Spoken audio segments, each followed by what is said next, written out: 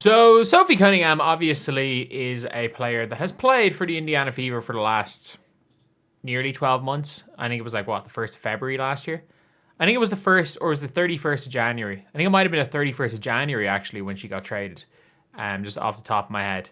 But, yeah, it's an interesting thing to see because, obviously, look, she's a big player. She got interviewed by Front Office Sports here.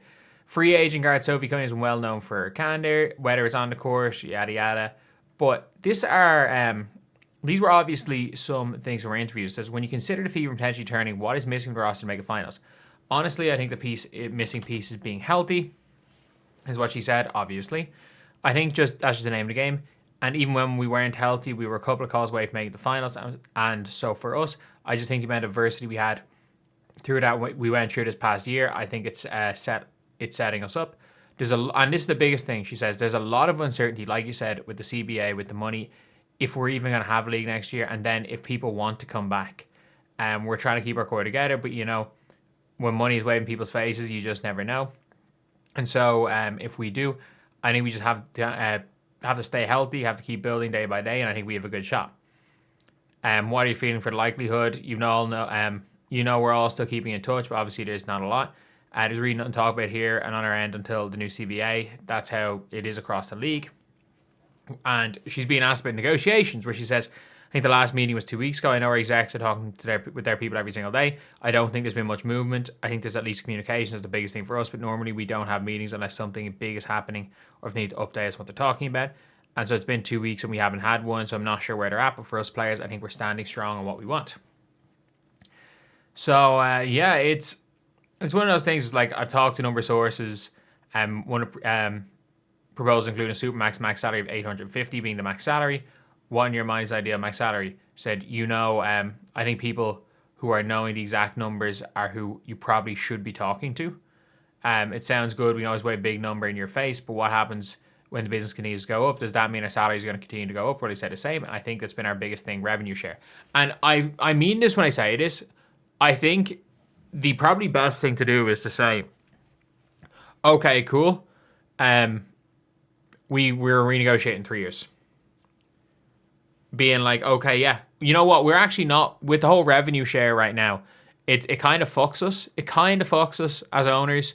If you guys aren't bringing in a lot of money, it absolutely fucks us what we're given. But in 3 years' time, you can renegotiate. Maybe it's something we can renegotiate the CBA for salaries every 3 years. There might be something like that. But obviously they talked about Project B and Unrivaled. This is where they stand on Project B. Is the league I play for? She goes, I don't know too much about that. You see some on social media, but I also know how social media goes, so you got to take it with a grain of salt. But if people are going to pay you multi-million-dollar deals, why would you not? And that's one of those things where it's like, Sophie Cunningham isn't sure the WNBA will exist next year. And I mean, that's kind of the whole title. That's the whole title. Is I think everybody knows that the WNBA is, when it comes to the margins, it is one of those things where it's like, if the 2026 season doesn't happen, the league's probably done. Like, I think we all kind of know that the league isn't going to all of a sudden just get way, way better. Or like all the reasons why the league doesn't happen next season are going to be suddenly gone. All those issues aren't gone. Like, the money doesn't magic up from thin air. If anything, the money's less likely to happen if there's no season next year, which is concerning. Which is absolutely concerning for anyone involved in the WNBA. And I think Sophie Cunningham's right, where it's like, basically, like, there's no point asking any questions until the CBA is sorted. And she's right. She's on the money with that one, because you just don't know. You just don't know. And it does, like, we can be logical from the outside and say, look, it's an obvious thing that, like, the players halting all momentum is the dumbest thing you can do for the league. Cancelling this WNBA season doesn't help anyone aside from people that are the literal owners of Unrivaled or major investors in Project B. or major, say not major invest, major equity holders in Project B. That's the only people who know WNBA season benefits. But there's a but there. We would also say logic would suggest that, making essentially making it so that the new fans, which are the vast majority of fans, are completely unwelcome because they support a player like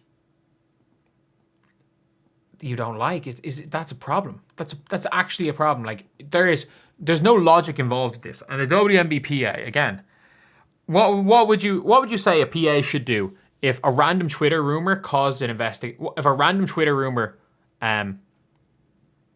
blew up, say that something was said in an arena and it wasn't said, what should the PA do? Because by the way, again, it's not even necessarily defending a player. It's calling fans of another team racist.